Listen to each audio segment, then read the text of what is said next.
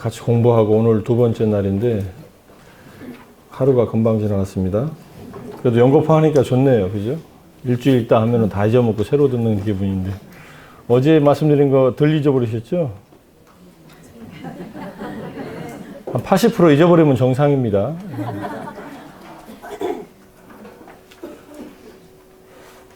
우리의 기억력은 굉장히 좋을 수도 있지만은 너무 좋으면은 살 수가 없습니다.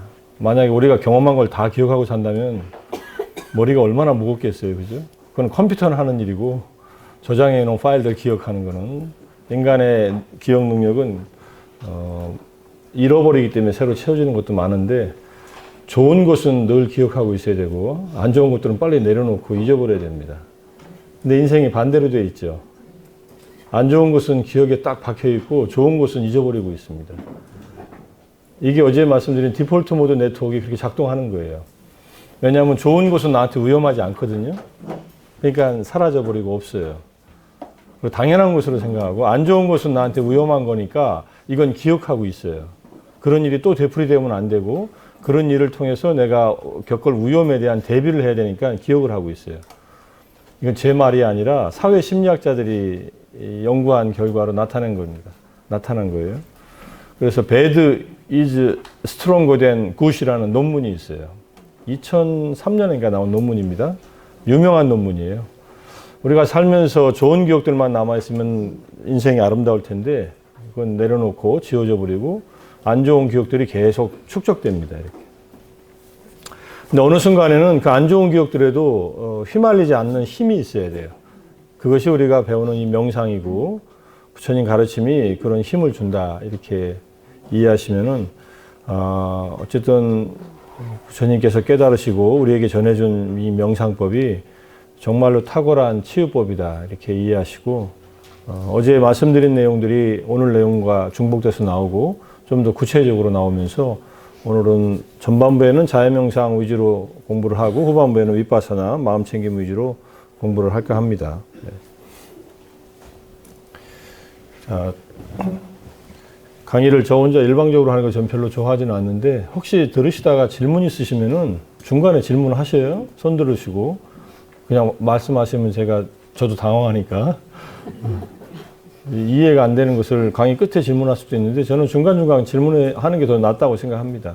궁금한 걸 그때 안 풀으면은 지나가 버리면은 아유 내가 또 강의 방해하는 거 아니냐 이런 생각하면서 다른 분들을 도와주는 것일 수 있어요. 질문하는 거예요. 그래서 혹시 이해 안 되시면 질문 바로 하시고요. 오늘은 현대 불교 명상의 이해 이런 타이틀로 공부를 하는데 한번 보죠. 불교 명상이란 무엇인가 하면은 마음을 개발하는 일이다. 개발한다는 말은 사실은 디벨로프먼트라는 뜻인데 개발과 개발 이게 어떻게 차이가 있느냐 한참 싸우다가 요즘엔 두 개 그냥 혼용해서 씁니다. 그래서 cultivation이라는 말을 쓸 때는 개발인데 디벨로프먼트 하면은 토지 개발할 때 이 개발자 쓰죠. 그리고 토지를 개발해서 거기다 뭐 다리를 놓든지 뭐 집을 짓든지 할 때 그런데 마음도 개발한다 할 때 이렇게 쓰니까 그냥 이렇게 이해해 주시고 마음을 개발해서 향상시키는 일, 더 좋게 만드는 일 이것이 불교의 명상이다. 명상의 뜻이 본래 그렇다는 뜻입니다. 명상을 뜻하는 팔리어나 산스크리트어는 부하와나라고 해서 비동사의 사역형 명사입니다. 우리말로 하면은 되게 하다라는 뜻이에요. 또는 무엇으로 바꾸다라는 뜻입니다. 범부의 마음을 점점점 더 고귀하게 만들어서 성자의 마음으로 바꿔주는 일. 이게 불교의 명상이고 수행입니다. 전통적으로는 명상이라는 말은 안 썼고 습이라고 했어요. 닦을 수, 익힐 습자. 닦고 익힌다. 마음을 닦고 마음에서 좋은 습성, 좋은 내용물을 점점점 길러낸다. 이래서 수습이라고 했습니다. 수습 차제라는 말이 있어요. 부하와나 끄라마라고 해서 산스크리트어로 쓰여진 인도의 유명한 수행법의 대승의 수행법에 대한 논서이지만 우리가 마음을 닦아나가는 길 또는 수행하는 길은 차례대로 순서적으로 이렇게 닦아나간다 이런 뜻입니다. 좀 더 부연해서 설명하면은 자신과 타인의 행복에 해로운 마음 상태를 극복하고 이걸 불선심이라고 합니다. 뭐 그냥 착하지 않은 마음이라고 해도 되는데 착하지 않다라는 말의 기준이 이게 해롭다, 유익하다라는 기준이니까 자신과 타인을 행복하게 하는 유익한 마음 상태를 개발하는 작업이 바로 명상이다. 그러니까 명상 자체가 나에게 유익하고 남에게 유익한 일이며 명상을 만약 하지 않고 마음이 불선심으로 가득 차 있으면은 자신과 남에게 해롭다 이런 뜻입니다. 수행하지 않는 마음 또는 더 좋아지지 않는 마음은 자신과 타인에게 해가 되는 마음이다. 이렇게 이해하시면 되고요. 이런 얘기들은 뭐 경전에 뭐 여러 곳에서 나오니까 초기 경전에서. 그래서 명상은 먼저 부정적 감정을 해소시킵니다. 부정적 감정을 해소한다는 말은 이제 조금 이따가 말씀드리겠지만은 이제 바로 5가지 장애에 대한 극복인데 그래서 긍정적 정서를 체험하고 개발시켜 줍니다. 명상의 어려움은 이게 부정적 정서에 휩싸이는 일이고 이것이 우리의 뇌의 기본 설정 모드입니다. 디폴트 모드 네트워크가 작동하는 방식. 나쁜 것은 아니에요. 그렇지만은 불편한 것입니다. 이 모드가 자꾸 작동해서 과거의 생각이 떠오르고 미래의 불안이나 걱정이 떠오르면은 그래서 이 5가지 덮개를 장애를 가라앉히는 일이 최우선 과제입니다. 근데 이것이 한꺼번에 가라앉지는 않습니다. 천천히 가라앉는데 욕망 자체가 그럼 나쁘냐 하면은 그게 아니라 이 욕망은 터무니없는 욕망이거나 노력하지 않고 대가를 바라거나 또는 끊임없이 감각적인 쾌락에 빠지거나 이런 욕망들입니다. 이 욕망은 우리를 불편하게 하고 또 가난하게 합니다. 마음이. 아무리 많은 것을 가지고 있어도 욕망이 더 강하면은 마음이 결핍감을 느낍니다. 부처님께서 성도하시고 나서 얼마 안 지나서 선정에 들어서 나오시니까 악마가 다가와서 유혹을 합니다. 이제 당신께서 얻고자 하는 깨달음도 이제 얻었으니까 다시 왕으로 돌아가서 나라의 백성들을 위해서 통치를 하면 어떻냐 이렇게 제안을 합니다. 이게 지금 마라의 밖에서 들린 소리인지 부처님 마음에서 일어나는 생각인지 우리는 이제 경전을 있는 그대로 보면 마라가 한 얘기로 이렇게 알아듣는데 그러니까 부처님께서 사색을 하세요. 과연 그럴 만한 가치가 있는 일인가? 사색을 하시고 나서 결론은 나는 관심 없다, 정치에는. 그리고서 부처님의 대답이 재밌습니다. 한 사람의 욕망을 만족시키기 위해서 산 하나를 통째로 황금으로 만들어 주어도 만족하지 못한다. 저는 만족할 것 같은데. 제가 북악산 밑에 사는데 청와대 바로 그 산이 통째로 황금이고 그게 내 산이다. 근데 어떤 생각이 드냐면요. 야, 북악산보다는 북한산이 더 크지 않을까? 당연히 북한산이 크지요. 그죠? 북한산보다는 도봉산이 더 크지요. 그러면 도봉산 갖고 있는 사람하고 나하고 비교한단 말이에요. 그러니까 내가 타고 다니는 차도 괜찮은데 옆에 좋은 차, 새 차가 앞에 번호 3개 달리고 이렇게 아주 좋은 차가 나왔어요. 그럼 차를 보면 내 차는 탄지 이제 1년 됐는데 충분히 잘 나가고 고장 한 번도 난 적 없는데 그거하고 비교하면서 괜히 주눅 들어요. 요즘에 심각한 문제입니다. 그죠? 어디 사느냐에 따라서 이게 어느 아파트에 사느냐, 어디 사느냐 이거에 따라서 아이들이 이게 갈라진다고 하니까 그렇게 만족을 못 한다는 거예요. 저는 뭐 수천억, 수십조를 가진 사람들이 여전히 돈에 대해서 인색한 걸 보면은 아, 정말 악귀다. 마음이 악귀다. 그래서 인간은 악귀가 되기 딱 좋은 생존 형태예요. 만족을 몰라요. 만족. 그러니까 그 만족을 모르는 이 욕망, 끝없는 욕망. 왜 욕망을 갖는지도 잘 몰라요. 그냥 끊임없이 이렇게 뭐 갈구를 하고 삽니다. 얼마나 있으면 만족할까? 이것이 쉽지 않습니다. 그래서 제가 이제 이걸 이제 제가 자들이나 우리 학생들한테 가르치면서 욕망 그럼 버리면 우리 어떻게 살라는 얘기입니까? 열심히 공부해가지고 나름대로 뭔가 사회에서 성공하고 잘 살려고 하는데 욕망 버리라고 하니까 힘 빠집니다. 이렇게 질문을 해요, 학생들이, 대학생들이. 그래서 그대들이 갖고 있는 욕망을 버리라는 게 아니다. 공부 안 하고 학점 바라는 욕망을 버리고 열심히 공부해서 학점을 잘 받으려고 하는 것은 좋은 일이다. 이렇게 얘기를 해줍니다. 가래가 있는데 이제 나중에 말씀드릴게요. 우리가 뭔가 갈망하는데 두 가지 갈망이 있습니다. 하나는 우리를 윤회의 세계에 빠지게 하는 갈망이 있어요. 대부분의 우리의 갈망들은 그겁니다. 감각적 욕망을 바라고 그다음 영원히 살기를 바라고 또는 영원히 죽기를 바라고 이 세 가지 갈망이 있어요. 사성제에서 집성제에서 이 세 가지인데 요계, 유예, 무유예 이렇게 얘기합니다. 나중에 찾아보시면 금방 아실 거예요. 그런데 어떤 갈망이 있느냐 하면은 윤회의 고통에서 벗어나고자 하는 갈망이 있다. 이것은 열반을 향한 갈망입니다. 지금 여기 나오셔서 이 좋은 아침에 진짜 10월의 마지막 날에 오전에 나오셔서 공부하는 것은 부처님 법에 대한 갈망, 열반에 대한 갈망 또는 궁극적인 행복에 대한 갈망이 있어서 공부하는 것이다 하면은 이건 좋은 갈망이다. 그리고 윤회의 고통을 멈추게 한다. 이렇게 얘기해요. 그러지 않습니까? 그래서 공부하려는 갈망, 그래서 법탐이라고 하는 게 있어요. 담마라가라고 하는데 법에 대한 욕심은 커도 좋다. 이렇게 얘기해요. 많이 배우고. 그런데 조심할 것은 내가 알고 있는 법을 알려주는 것도 중요하다. 나만 알고 있지 말고 많이 알려줘라. 이것도 중요합니다. 욕심이 있다는 것은 나의 성숙을 위해서 나의 성장을 위해서 필요한 일들은 뭐든지 공부하고 한다. 이런 뜻이에요. 부처님은 엄청나게 그런 면에서는 욕심이 컸던 분이에요. 당신 혼자의 성불로만 만족하지 못해서 당신 혼자의 고통의 소멸로만 만족하지 못해서 보살행을 선택하셨고 그 보살행을 완성하셔서 2600년이나 되는 세월 동안에 수많은 사람들이 부처님 법으로 행복을 얻었기 때문에 이것은 부처님의 원력의 힘입니다. 그래서 우리는 그런 원력과 같은 욕심은 가져야 된다. 열심히 나와서 더 공부하고 더 열심히 정진하고 하는 것은 중요하다. 이런 얘기입니다. 그래서 이 욕망이 갖고 있는 욕망에 대한 이해를 잘하지 못하면은 무기력해지면 안 돼요. 무기력하면은 아무것도 못합니다. 이 세 번째가 게으름과 졸음이잖아요. 그죠?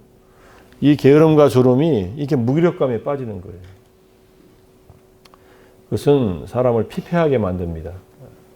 그래서 부처님 법을 따르는 사람은 마음이 활발하게 움직이고 열심히 노력하고 정진하고 바른 방향으로 그 다음에 욕망에 대한 절제를 할 줄 알면서도 재산을 많이 모으는 것은 괜찮다 이렇게 얘기했어요. 제가자들한테. 근데 정당하게 모으는 것이 중요하다. 그래서 팔정도에서 정명을 강조하셨어요. 바른 생계수단. 바른 생계수단은 5계를 지키는 생계수단을 말합니다. 5계를 떠나지 않는 거예요.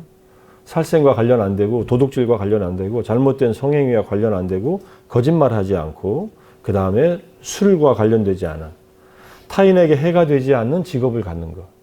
이러면은 그 생계수단을 통해서 재산을 누리는 기쁨, 행복, 빚이 없는 행복, 재산을 가지는 행복을 누릴 수 있다. 제가자의 행복 속에.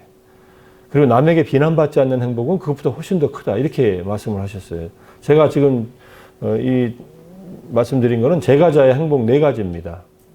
첫 번째, 빚이 없는 행복 다 정리하면 재산을 가지는 행복, 재산을 누리는 행복, 비난받지 않는 행복. 4번째가 제일 중요하다. 이렇게 얘기해요. 비난받지 않으려면 정당하게 재산을 모아라. 이 소리입니다. 정당하게 모은 재산으로 자신과 가족과 주변 사람들을 돌보고 충분히 돌보고 그리고 자기도 꾀지지하게 살 필요는 없습니다. 그건 바보 같은 짓이다고 이렇게 얘기를 해요. 그리고 나서는 그 재산에 집착하지 않으면 된다. 재산을 가지고 있는데 집착하지 않는 거예요. 그러면 이 욕망에 대한 것이 해결이 됩니다. 제가자로서. 그러니까 정당하게 많이 벌어라. 잘 써라. 그리고 미래를 위해서 어느 정도 또 투자도 하고 저축도 하라. 이게 재산에 대한 불교의 기본 가르침이에요. 제가자들한테. 출가자들은 재산에 대한 욕심이 처음부터 있으면 안 되죠.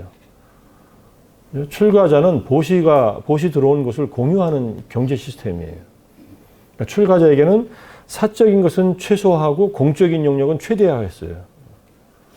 이게 출가자의 기본 생활입니다. 이것이 제대로만 된다면 한국 불교도 출가한 스님들이 훨씬 더 안정된 수행 생활을 할 수 있을 것이에요. 그러지 못한 것이 현실이라고 우리가 아는 분은 알고 모르는 분은 모르겠지만 그것만 해결되면 훨씬 안정되게 스님들이 정진할 수 있습니다. 자, 그래서 제가자들은 욕망을 버리라고 할 때는 고통을 초래하는 욕망, 기본적으로 이렇게 생각하시고, 그렇지만은, 생계수단을 정당하게 가지고서 정당한 부를 획득하는 것은 좋다. 그래서 그걸 청부라 그래요. 깨끗한 재산이라고 이렇게 얘기합니다. 깨끗한 재산은 아무리 많아도 괜찮다. 이렇게. 아나타 펜디카 급고독 장자, 수다타 장자가 기원종사를 기증하는 그 돈은 어떻게 벌었어요? 이 지금 봉은사보다 더 큰 땅을 반 정도를 황금으로 깔아서 샀다는데, 기원종사 터를. 태자의 땅을. 나머지 반은 태자가 감복해가지고 그냥 자기도 보시하고. 그래서 최초의 그 사위성에서, 이쪽 왕사성에서 중림종사가 왕이 기증했지만, 라자가의 빈비사라 왕이, 이쪽에는 급고독 장자, 수다타 장자가 기원종사를 기증한 거 아니에요? 그냥 그래서 통째로 그냥 부처님한테 기증하는 거예요. 그런 보시의 마음은 불교에 대한 확신이 있을 때 가능한 거예요. 그리고 거기에 대해서 소유권은 다 승가로 넘어갔기 때문에 어떠한 것도 주장하지 않습니다. 아주 깔끔하게. 그리고서는 이 사람이 그럼 재산이 없어졌냐? 그렇지 않아요. 재산 또 많이 누립니다. 계속 사람들한테 복지 활동을 해요. 급고독이라는 말은 고독, 그죠? 외롭고 홀로 된 사람들을 돌보는 사람이에요. 우리말로 하면 요즘 말하면은 고아원이나 또는 요양원 같은 걸 만들어서 무료로 사람들을 돌봤다는 얘기예요. 아나타 핀디카라는 말은. 자기 재산을 모아서, 무욕을 해서 재산을 모았으니까, 상업을 해서. 그런 분들이 재산을 누리는 자 가운데 또는 욕망을 누리는 자 가운데 최고다 이렇게 얘기하셨어요. 재산이 많은 게 탓이 아니라 재산을 잘 못 쓰는 것이 문제이고 재산을 모으는 과정이 청정하지 않다면은 그 과정에 쌓인 업들은 자기가 또 결국은 받아야 된다. 재미있는 것은요, 도둑질을 해가지고 그럼 선행을 하면 어떠냐. 도둑질은 악행인데 남한테 준 것은 선행이에요. 그럼 이게 플러스 마이너스 제로가 되지 않냐? 그렇지 않습니다. 이쪽에 악업은 악업대로 받고 이쪽에 선행은 선행대로 받아요. 그러니까 의적이 돼도 도둑질한 건 도둑질한 거예요. 남의 것을 뺏은 것을. 거기에 대한 과보를 받고 이쪽에 선행한 것은 선행에 대한 과보를 받아요. 뭐 감옥에 들어가서 좋은 음식 먹을 수 있다 이렇게 표현할 수도 있겠죠. 좋은 대접받고 뭐 그게 꼭 1대1로 대응되는 거 아니라도. 자, 욕망을 절제하되 충분히 그 다음에 오개를 벗어나지 않는 욕망의 충족을 위해서 노력하라 이렇게 얘기합니다. 분노는 어떤 경우라도 이롭지 않다. 이게 부처님의 분노에 대한 가르침이에요. 그래서 오늘 우리가 이제 같이 또 명상할 자해 명상은 분노를 다스리는 방법입니다. 욕망이 없으면은요 분노가 생기지 않습니다. 여러분들 화가 언제 나나 생각해 보세요. 화는 내 마음대로 안 될 때 화가 나요. 내 마음대로 되고자 바라는 것이 욕망이에요, 사실은. 제일 화나는 게 언제 화가 납니까? 가까운 사람들 때문에 화나죠. 가까운 사람이 누구예요? 가족들이에요.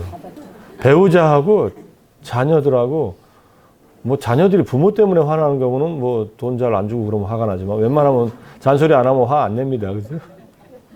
부모들은 자식들 잘 되라고 잔소리 하는 게. 아들을 낳으면요, 어머니의 수명이, 평균 수명이 3년인가 5년 줄어든대요. 이건 우리나라에서 연구한 게 아니라 영국에서 연구한 거예요. 영국이랑 우리나라랑 똑같죠, 뭐 사실은. 아들들은 본래 남자라는 속성 갖고 있는 게 잘 말을 안 듣습니다. 그 지 일만 하려고 그래요. 자기가 하고 싶은 일만 하려고 그래. 기본 속성이 그렇다는 거예요. 꼭 다 그렇다는 건 아니지만. 그러니까 엄마들 가슴이 그냥 힘들죠. 딸들은 공감을 해주잖아요. 어렸을 때부터. 딸 낳으신 분들은 복 받으신 거예요. 분노는 어떤 경우에도 해롭다.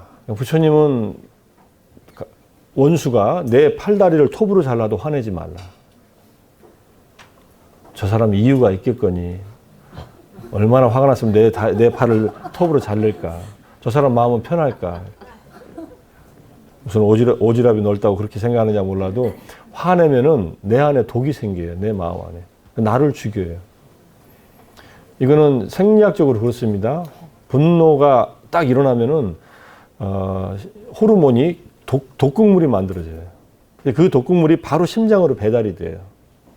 이 심장으로 정맥을 타고 바로 들어가잖아요. 그리고 다시 그 걸러져서 동맥으로 나와야 되는데 심장에 있는 심장의 근육들을 공격해요. 그 호르몬이. 그래서 거기서 근육이 떨어져 나와가지고 나중에 피와 함께 배달되면서 혈관을 막아버려요. 그래서 동맥 경화가 일어나고 그 다음에 이제 쓰러지는 거예요. 이 세상 하직하는 거예요.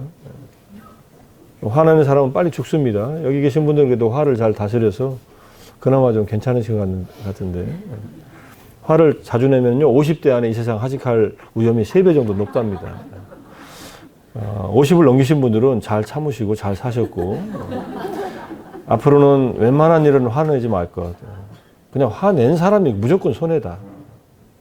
화내면 손해다. 이렇게. 이거 풀면은 좀 시원해지지 않느냐. 시원해지는 것 같은데 독이 쌓여요. 그래서 조심하라는 얘기를 해요. 부처님은 어떤 경우라도 화를 내면 내 가르침을 따르는 자가 아니다.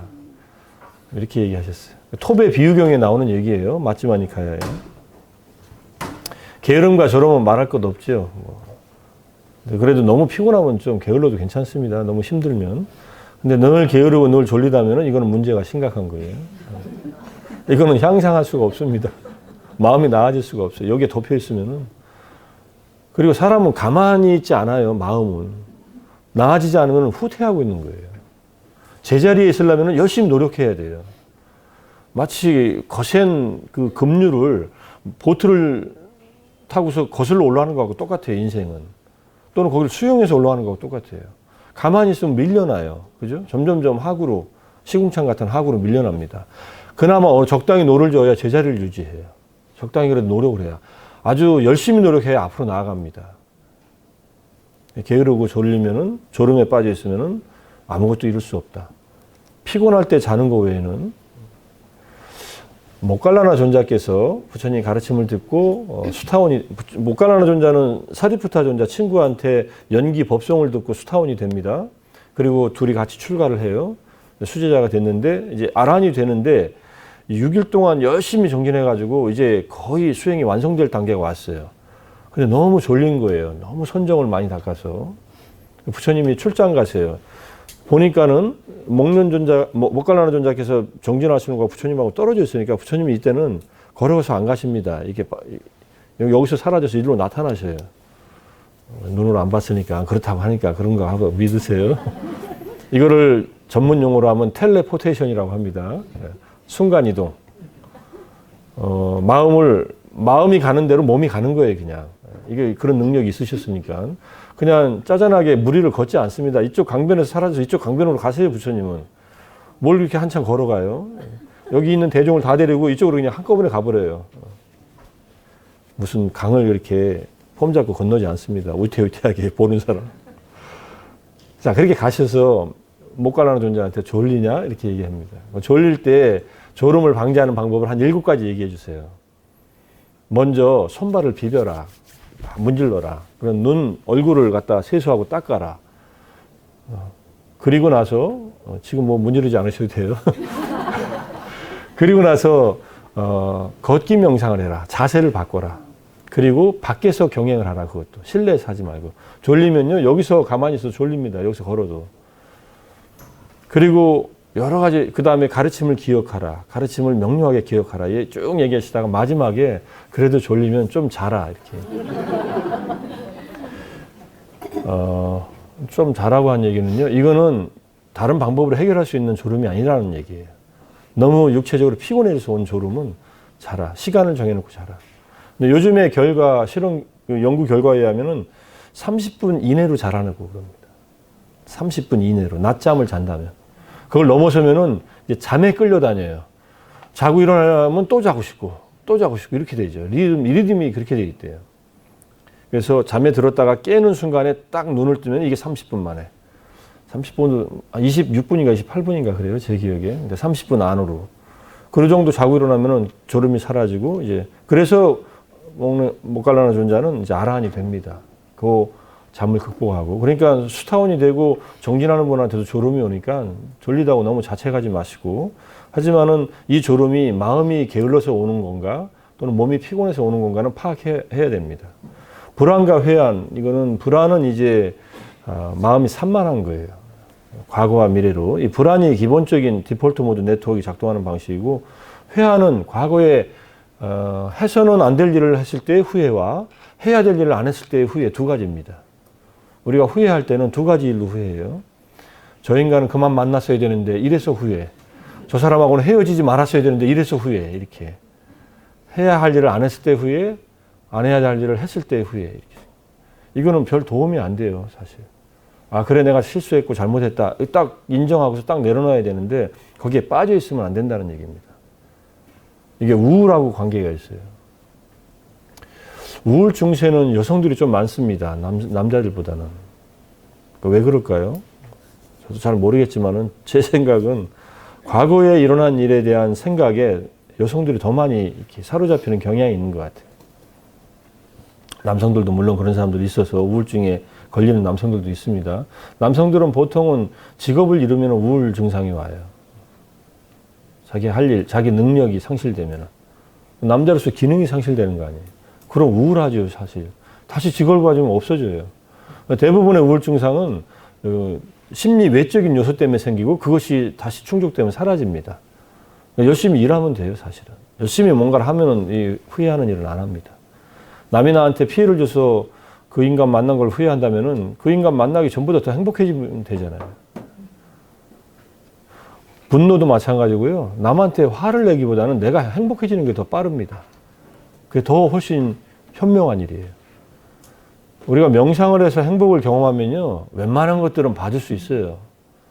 아, 그래, 네가 오죽하면 그랬겠냐. 너도 탐진치에 찌들어서 응? 뭔가 좀 나를 속여서라도 아니면 나한테라도 뭐 이익을 빼나기 위해서 돈 빌려가고 이렇게 떼먹고 있는데 그래, 잘 살아라. 금생에 그냥 빚이나 안 되게 잘 살아라, 이렇게. 왜냐하면 나는 또 행복하고 또 내가 노력해서 재산을 또 가지고 있으면 되잖아요. 그까지 뭐 한 1,000만 원 정도 없어져 사는데 그거 빌려주고 나서는 연락을 끊어버리네.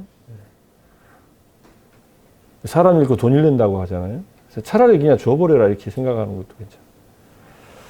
그렇게 돈이 많으면 좋겠지만 나도 쪼들리니까는 마음이 조급하겠지만은, 그래서 후회에 빠지는 일은 가능한 줄인다. 반성을 한다. 근데 후회에 빠지지는 않는다. 마지막에 의심이에요. 의심이 최고의 난적입니다. 의심은 모든 것을 포기하게 해요. 부처님이 깨달았을까? 이거 의심하기 시작하면은, 부처님이 뭘 깨달았겠어. 2600년 전에 알아야 뭘 얼마나 알았겠어. 자기 소견으로 또 생각을 해요. 나는 뭐 양자역학에 대해서도 알고 있는데 부처님이 그걸 알았겠어. 요즘에 GPS로 다 길도 이걸로 다 안내주고 뭐 이러는데 부처님이 그 당시에 뭐 얼마나 뭘 알았어. 이렇게 자기가 갖고 있는 소견으로 부처님의 깨달음이나 그 다음에 법에 대한 거, 승가에 대한 의심을 합니다. 이러면은 이제 종칠 날이 다가와요. 종목을 바꿀 날이 다가와요. 이러면 여의도 가든지 명동으로 가든지 아니면 뭐 계룡산으로 가든지 어디론가 갑니다. 근데 가서 또 실망을 해요. 자기가 원하는 것이 이렇게 밖에서 이루어지지 않습니다. 하느님이 한가한 분이에요. 있다면은 뭐 이렇게 사소한 일까지 다 들어주는 분이에요. 그래서 의심은 우리의 마음을 사막에 놓여 있는 것처럼 한다는 거예요. 사막 한가운데 놓여 있으면 어디로 갈지 모르잖아요. 그리고 빙빙 돌다가 죽어요, 거기서. 의심은 그렇게 만들어요. 자, 이것이 신앙생활을 하다 보면 이 5가지가 계속 올라온다는 거예요. 자동적으로. 이것을 내려놔라. 이것을 내려놓는 게 바로 우리가 하는 명상이다. 이제 명상을 하기 시작하면요, 끝없이 떠오르는 생각과 졸음이 문제입니다. 생각은 마음이 산만해지는 거고, 졸음은 마음이 아예 작동하지 않는 거고. 이렇게 계속 오르락내리락. 근데 이 산과 강을 건너야 돼요. 시간이 좀 걸립니다. 저는 뭐 한 4박 5일 수련할 때는 2박 3일 잘 졸시다 하고서 같이 졸입니다. 잘 졸면은 점점 마음이 고요하게 이렇게 깨어있으면서 가라앉아요. 졸음은 자연스러운 거예요. 졸음에 빠지는 것이 문제지. 졸음이 와서 졸음을 1시간 앉았는데 50분 졸다 10분 깨 있다. 그 다음에 앉았는데 45분 졸다 15분 깨 있다. 이게 점점 졸음이 줄어들면 이건 잘하는 겁니다. 그리고 앉아있으면 온몸이 뻐근하잖아요. 그죠? 졸음이 옵니다. 그럴 때 일어나서 걷기 명상을 하면 되는데 그냥 졸고 있으면은 해결이 안 돼요. 그래서 점점 졸면서도 깨어있으려고 노력하면 점점 나아집니다. 자, 이 5가지를 극복하고 우리 마음을 명료하게, 고요하게, 편안하게 만드는 것이 명상이다. 자, 개발되지 않은 마음, 개발된 마음에 대해서 앙구타라 니카에서 이렇게 말씀하세요. 비구들이여 이것과 다른 어떤 단 하나의 법도 이렇듯 개발되지 않아 큰 해로움으로 인도하는 것을 나는 보지 못하나니 그것은 바로 마음이다. 개발되지 않은 마음은 큰 해로움으로 인도한다. 여기 부하 윗다라는 말이 이게 명상되지 않고 수련되지 않은 마음입니다.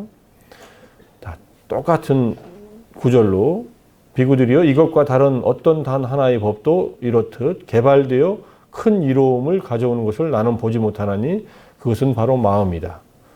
비구들이여 개발된 마음은 큰 이로움으로 인도한다. 마음의 문제다 이런 뜻이에요. 마음을 개발하고 마음을 조절하고 마음을 다스려라. 부하윗다라는 말이 이게 과거 분사형으로 말씀하셔서 닦여진 마음, 개발된 마음. 이게 명상으로 닦여진 마음 또는 계정의 사막으로 닦여진 마음을 의미합니다. 이렇게 해서 개발된 마음을 갖는 것. 마음은 본래 빛난다. 이렇게 말씀하셨어요. 부처님이. 그런데 나중에 생긴 오염은 번뇌에 의해서 더럽혀져 있다. 이게 요 구절 뒤에 나오는 얘기예요. 마음은 본래 밝다, 빛난다.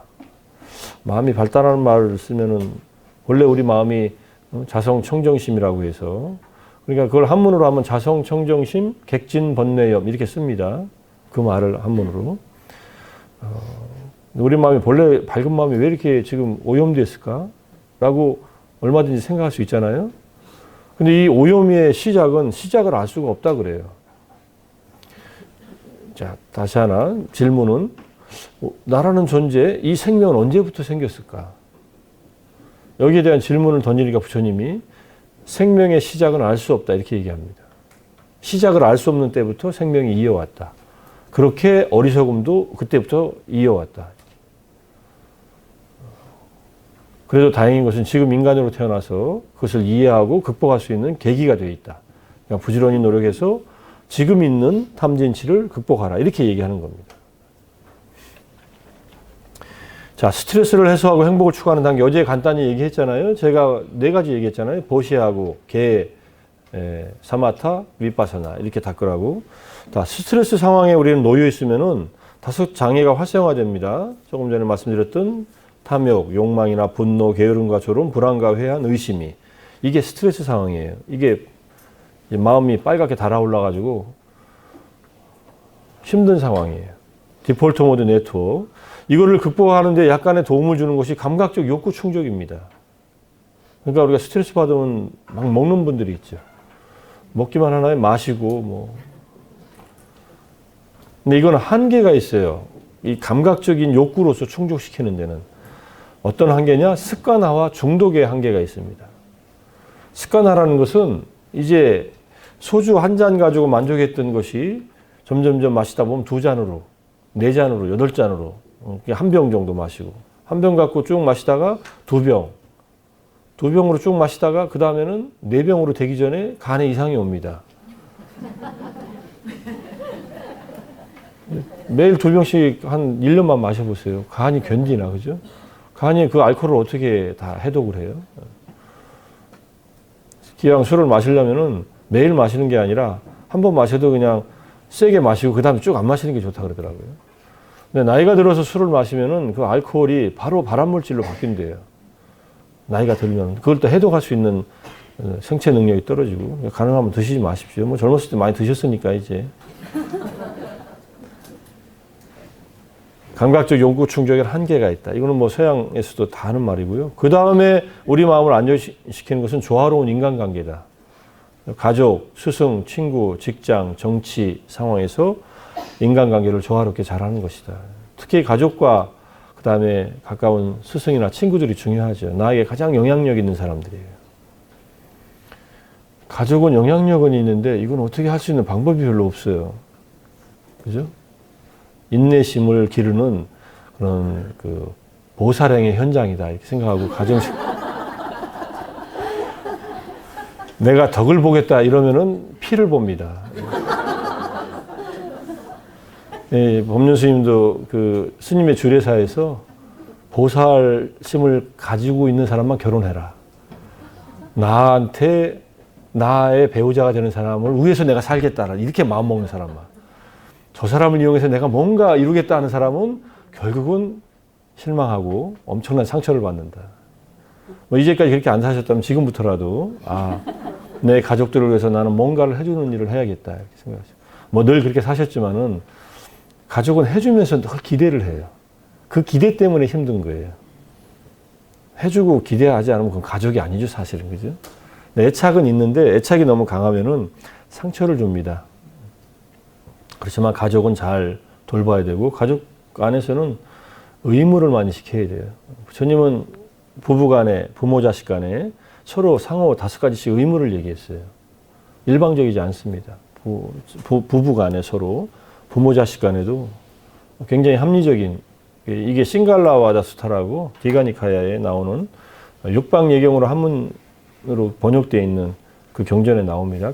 여기 지금 이 사람들 관계 속에서의 인간관계 속에서의 조화로움을 유지하는 것이 현생에서 행복한 가장 중요한 일이다 이렇게 얘기합니다. 부부간에는 5계를 함께 지키면서 사는 게 5계를 지키고 보시를 하고 명상을 함께 닦는 것이 가장 좋은 부부관계예요. 그러면 신과 여신이 산다 이렇게 얘기합니다. 계도 지키지 않고 인색하고 수행자 무시하고 이거는 이제 저열한 인간이라고 이렇게 자기 마음을 닦지 않는 사람이니까 수행자를 공경하지 않고 존경하지 않으면 자기 마음이 향상되겠어요. 그래서 자기부터 신이 되고 여신이 돼야 된다. 여성이면 여신, 남성이면 남신. 그렇게 살다 보면은 가족관계 안에서 정말로 따뜻하게 서로 보살피고 도와주고 혼자 살면 외롭고 같이 살면 괴롭다. 그래서 우리는 다르게 살기로 했다. 이게 조현 기자가 작년에 낸 책 제목이에요. 제가 쓴 카피가 아니라. 그렇죠. 혼자 살면 외로워서 나이 든 정년퇴직하고 나서 혼자 살면 얼마나 더 외로워요. 그러니까 젖은 낙엽처럼 그냥 쫙 달라붙어 있는 거예요. 남성들의 경우. 젊었을 때는 팔팔구로 돌아다니다가 이제 나이 먹고 이제 정년퇴직하고 연금 조금 나오는 걸로 살아야 되는데 이제 부인 이제 눈치가 보이는 거예요. 집에 있어도 눈치 보이고 나가면 또 돌아다니다 돈 쓴다고 또 눈치 보이고. 같이 정진하고 같이 노력하고 가성비 좋은 명상 열심히 하시고 같이 명상 다니면 좋잖아요. 장기간을 같이 가면 불편해요. 서로 돌봐주느라고 눈치 보느라고. 저는 이제 이렇게 같이 가되 다른 곳에서 수행해라. 수행처가 많으니까 그렇게 얘기를 하는데 뭐 같이 가서 같이 수행해도 괜찮긴 합니다. 가족끼리 함께 계를 지키고 보시를 한 것을 칭찬하고 그 뭐 남한테 뭐 줬다고 해서 옛날에 잘했군 잘했어라는 노래가 있듯이 뭐 주면은 아유 잘했다고 해주면 되잖아요. 뭐 준 거 뺏어올 수도 없는데 어떻게 할 거예요. 그걸 왜 줬냐고 바가지 긁어봐야 뭐 돌아오나요 그게. 서로 상대방이 배우자 가족의 누군가가 누구에게 선한 일을 한 것은 칭찬해주고 북돋아주고 이래야 된다는 얘기입니다. 자, 인간관계가 중요하고 그래서 가족들 사이에 부부간에 그런 좋은 부부관계를 맺는 게 좋고 자식들을 잘 기르는 것도 좋습니다. 당연히 자식들이 부모를 잘 보양하는 것도 좋고 이제 자식을 잘 기르는 것은 원리가 간단해요. 애들한테 모범을 보여서 선을 행하도록 해주고 그 다음 교육시키고 배우자 만났을 때 지지해주고 마지막에 적당한 때 유산을 상속해주고 이게 부모가 자식한테 할 일이고요. 뭐 자식은 부모를 잘 공경하고 전통을 잘 지키고 가족에 부모로부터 받은 재산을 헛되게 쓰지 않고 부모님 사후에 부모님을 위해서 선행을 하고 이게 그냥 부모 자식 간의 관계예요. 그 선행이 보시, 지계, 명상, 수행 이게 다 선행입니다. 우리가 오늘 여기 앉아서 공부하는 것도 이 선행입니다. 여러분들이 오늘 공부하고 나서 이제 마지막으로 다 사홍서원하고 나서 그냥 중생을 다 건지오리다 이런 큰 소원도 좋지만 오늘 내가 공부한 공덕이 있다면 우리 부모님께 회양합니다. 돌아가셨다면. 또는 부모님이 살아계시고 그 위에 할아버지 할머니 돌아가셨다면 우리 조상님들께 회양합니다. 이렇게 하는 거예요. 공부를 하시고 난 다음에. 돌아가신 부모님 내가 효도할 수 있는 기회 잃었다. 이거는 불교를 몰라서 하는 소리예요. 얼마든지 회양할 수 있습니다. 그러면은 이렇게 누가 반문을 해요. 그러면 부처님, 부모님이나 조상이 죽었을 때 우리가 하는 보시의 공덕을 회양하면은 그분들이 다 받습니까? 하니까는 굉장히 현명한 질문이죠. 뭐 효과가 있어야 될 거 아니에요. 부처님이 다 받지 못한다. 그럼 누가 받고 누가 못 받습니까? 하니까 악귀 세계에 떨어지면 받는다. 이렇게 얘기를 해요. 근데 인간은 악귀의 가장 강력한 후보생이니까 악귀 세계에 떨어지면 여기서 보시하고 바로 공덕을 회양하면 바로 간다는 거예요. 그 공덕이. 그런데 인간으로 태어났거나 천상에 태어났거나 지옥으로 갔거나 하면은 공덕을 그 사람이 받지 못한다. 그러면 어떻게 됩니까? 너한테 돌아간다. 쉽게 말해서 계좌이체를 했는데 저쪽에 계좌가 없어요. 그럼 그 돈이 다시 나한테 돌아온다는 거예요. 이게 어디 뭐 은행을 뭐 돌아다니는 게 아니라 그냥 자동으로 나한테 돌아와 있다는 얘기예요. 그러니까 일단은 계좌이체를 해라. 부모님한테, 조상님들한테. 그리고 나서 그대 인간의 조상으로서 악육에 태어나지 않은 조상이 있는 인간은 없다. 그대의 손조들 누군가에게 악육에 태어났으니까 부모님을 의식해서 선망 조상들을 위해서 그냥 보시를 하면서 그렇게 해라. 부모님 다 이게 부모님들의 계열이에요. 그 위에는 내가 있을 수도 있어요. 전생에 내가 뭐 정조부가 내가 이렇게 태어났을 수도 있잖아요. 그게 이제 가족들 간의 끈끈한 인연으로. 그럼 인간으로 태어났으면 못 받는 거예요, 사실은. 만약에 생각해 보세요. 제가 전생에 누군가의 부모였는데 그때 죽어서 지금 인간으로 태어났는데 그때 제 아들들이 지금 살아있다면은 제사를 지낼 거 아니에요? 아니면 뭐 보시를 할 거 아니에요? 그럴 때마다 나한테 공덕이 떨어진다. 그럼 자다가도 계속 제사밥 먹거나 아니면 이렇게 깨어있을 때도 뭔가 머릿속에서 제사밥이 떠오르거나 뭐 이래야 될 거 아니에요. 그렇지 않다는 얘기예요. 뭐 제사밥은 물론 보시 행위는 아니지만 그래서 일단 하는 게 좋다. 갈 때 가고 올 때 가지 못하면 다시 돌아온다. 이렇게. 어쨌든 공양 올리는 것은 공덕이 된다. 회양하는 것은. 이거를 알고서 그 백중 때 천도제를 지내야 돼요. 천도제를 지내는 것은 조상을 위한 보시 행위입니다. 저는 요즘에 제사 지내는 거 이렇게 가서 보면요. 제사 지내고 음식들을 다 싸가지고 집에 가져가요. 왜 싸가지고 자기가 집에 가서 먹으려고 자기가 투자했으니까? 그럼 공덕이 뭐 얼마나 되겠어요? 자기도 밥 먹고 많은 사람들 공양하고 그 음식으로 많은 사람들한테 공양이 돼야 이게 복덕이 될 거 아니에요. 제 생각은 싸우지 마십시오. 정 싸주면은 사과 하나, 배 하나, 떡 조금 이 정도만 가져가서 집에서 한 번 더 깎아 먹을 것만 가져가야지. 제사 지낸 음식을 다 싸가지고 다 집에 가져가서 먹으면 어떻게 해요? 제 생각입니다. 옛날에는 다 싸가지는 않았는데 요즘에 많이 싸가더라고요. 제사를 지내는 것은 스님들께 공양하고 그 음식으로 많은 사람들에게 공덕을 자기가 보시를 하는 행위를 그런 양식으로 하는 거예요. 미얀마에 가면은 그런 중요한 날에는요, 탁발하는 스님들한테 공양을 훨씬 많이 올립니다. 보통 때는 한 숟가락씩 줬는데 그때는 한 그릇씩 줘요. 아, 이 집에 오늘 무슨 일이 있구나, 좋은 일이. 또는 뭔가 기일이구나 하면은 이렇게 공양을 많이 올리는 게 기본적인 방식입니다. 여기에 지금 조화로운 인간관계하는 그런 보시하는 일도 들어가 있고 계를 지키는 일도 당연히 들어가 있겠죠. 그 다음에 명상이다. 명상, 마음을 개발하고 집중과 통찰을 개발하는 일이다. 이게 여기 2단계예요. 우리가 지금 배우는 명상은 2단계예요. 굉장히 높은 단계에 있죠. 명상을 통해서 마지막에 우리가 도달하는 궁극의 행복은 동요됨이 없는 마음의 해탈. 부동심 해탈이라고 합니다. 아라한의 해탈이에요. 그래서 열반을 향해서 일어난다. 아라한이 돼야만 완전히 스트레스에서 벗어난다. 어제 말씀드렸지만 그 전에는 명상을 통해서 어느 정도 우리 마음을 훨씬 더 자유롭고 편안하게 할 수 있다. 명상으로 개발되지 않은 마음은 항상 힘들다. 자기를 괴롭히고 살 것이냐, 자기를 안정되고 평화롭고 행복하고 지혜롭게 하고 살 것이냐. 이걸 누가 결정해요? 내 마음으로 결정하는 거예요. 공부는 자기가 결정해서 하는 겁니다. 남 탓하지 마세요. 뭐 스승이 없다. 뭐 스승을 몇 명이나 찾아나 봤습니까? 한국에는 스승이 없다. 얼마든지 찾으면은 조언을 구하고 도움을 받을 만한 스승들 계십니다. 나하고 잘 안 맞는다. 그러면 어떻게 자기가 맞춰야지. 제자가 스승한테 좀 맞춰서 배워야죠. 그죠? 딱 맞는 것을 가르쳐 줄 수 있는 그러한 복은 없는 거예요, 우리한테는. 그건 부처님을 만나야 돼요. 부처님은 군더더기 없이 나에게 딱 맞는 것만 가르쳐 주세요.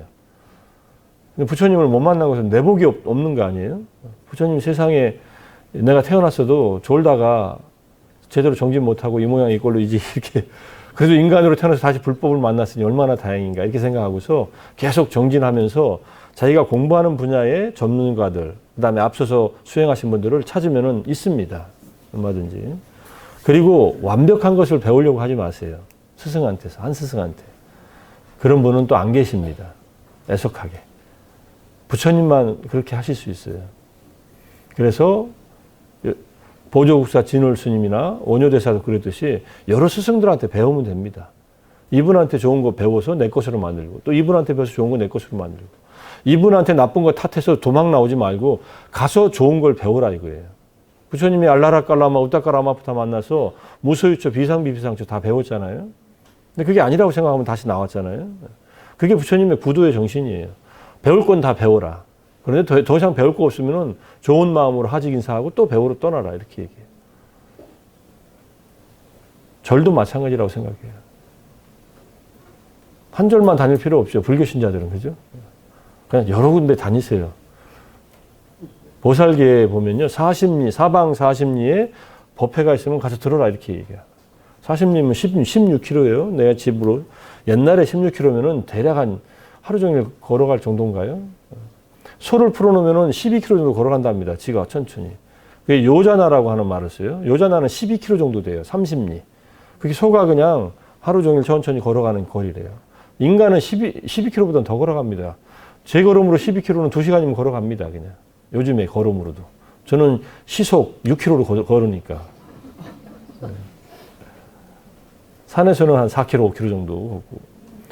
그러니까는 우리가 지금은 뭐 차 타고 대한민국은 다 그 범위에 든다고도 할 수 있어요. 또는 수도권 정도. 그래서 법문을 설하면 어디든지 가서 듣고 그 법이 하나라도 들으면은 자기한테 도움이 되는 거니까. 요즘에는 뭐 TV 틀면은 뭐 BBS, BTN 왔다 갔다 하면서 보면은 여러 가지 법문 듣지만은 그래도 좋은 법문이 있거나 좋은 가르침이 있으면 가서 듣고 마음을 개발하는 도구로 삼아라.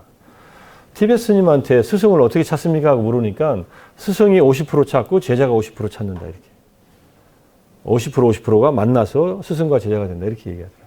스승이 전적으로 제자를 선택하지도 않고 제자가 전적으로 스승을 선택하지도 않는다. 이건 좀 합리적인 생각인 것 같아요. 티베트 불교는 스승을 굉장히 중요시하거든요. 공부를 다 끝내고 마지막에 스승을 딱 만나면은 그 스승의 밑에서 목숨 바쳐 수행하는 거예요. 그리고 그 스승은 이 제자한테 딱 맞는 가르침을 주려고 딱 이렇게 맞춤형 가르침을 주는 그런 시스템을 갖고 있어요. 그러니까 잘 얘기를 안 해요. 내가 받은 가르침을 얘기 안 하는 이유는 이 사람은 다른 사람이기 때문에 내가 나에게 적절한 것이 이 사람한테 적절하다는 것을 확인하기 전에는 얘기를 안 해주는 거예요.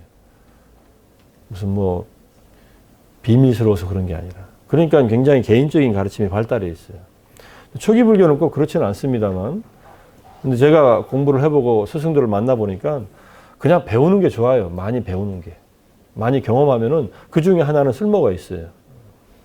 그리고 딱 맞는 게 있습니다. 내 몸에 딱 맞고 내 마음을 개발시키는데 그러면 그걸 쭉 하면 돼요. 어제도 말씀드렸나요? 남의 거 비난하지 말고. 비난은 내 길을 가로막습니다. 어떤 경우라도. 못된 사람을 비난해도 내 길이 별로 좋지 않고 훌륭한 분을 나하고 다른 길을 간다고 비난하는 것도 내 길을 가로막아요. 그래서 이건 참회를 해야 돼요. 우리가 열심히 명상을 해도 마음이 잘 개발되지 않는다. 그러면 참회하십시오. 뭔가가 자기의 업에 걸림이 있어요. 특히 훌륭한 스승들을 비방한 잘못이 있다면 참회해야 돼요. 가장 좋은 참회법은 직접 찾아가서 용서를 구하는 거예요. 당사자가 살아계시면. 부끄러워하지 마세요. 그건 부끄러워하면 그건 바보예요. 내 길이 막혔는데 뭘 부끄러워해요? 가서 찾아가서 절 올리고, 스님 제가 이전에 스님을 제가 잘 못 알아뵙고 다른 사람한테 이렇게 스님을 비난하는 말을 해서 제 마음이 무거워서 참여하러 왔습니다. 그럼 스님이 당장 나가라 이러겠어요? 당장 나가라 하면은 그 스님의 그릇이죠. 그래서 그러면은 그 스님이 참여를 받아주면은 그 잘못이 없어져 버려요. 뭐 고해성사 같은 것은 불교 안에 본래 있었던 거예요.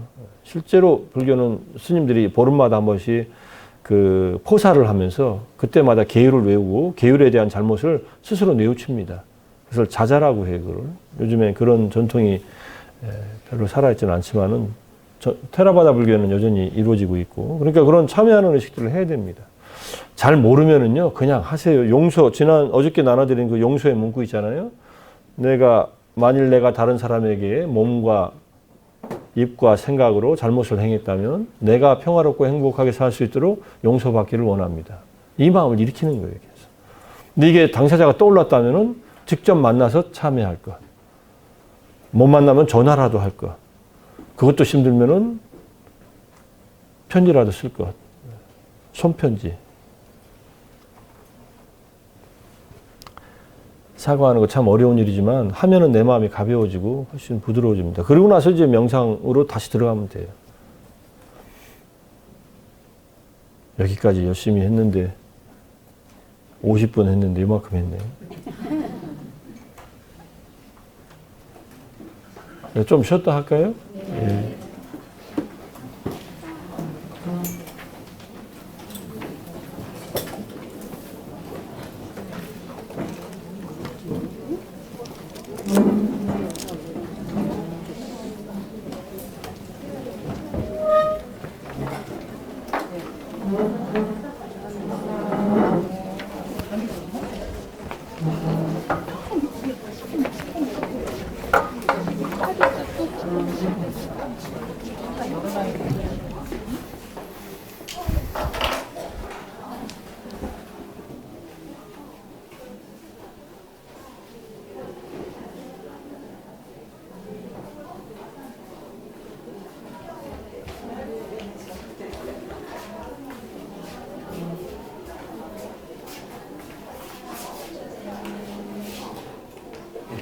예, 예, 예.